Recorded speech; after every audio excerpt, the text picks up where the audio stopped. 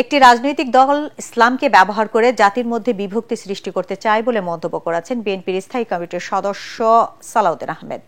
দুপুরে নারায়ণগঞ্জের কেন্দ্রীয় ঈদগাহ ময়দানে হেফাজতে ইসলাম বাংলাদেশের উদ্যোগে আজমতে সাহাবা মহাসম্মেলনে তিনি এ মন্তব্য করেন।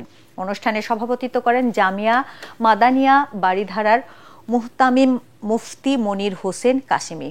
অন্যান্যদের মধ্যে বক্তব্য রাখেন হেফাজতে ইসলামের নায়েবে আমির জুনায়েদ আল হাবিব, জামায়াতে ইসলামের যুগ্ম মহাসচিব মঞ্জুরুল ইসলাম আপেন্দি ও জেলা বিএনপির আহ্বায়ক অধ্যাপক মামুন মাহমুদ।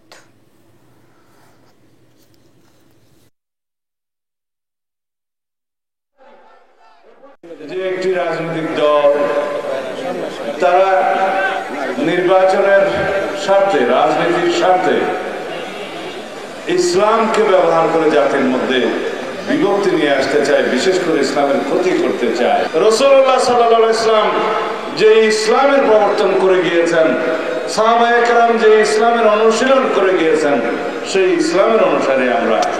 এখানে আমরা মওদুদি ইসলামের অনুসারী তো নয়।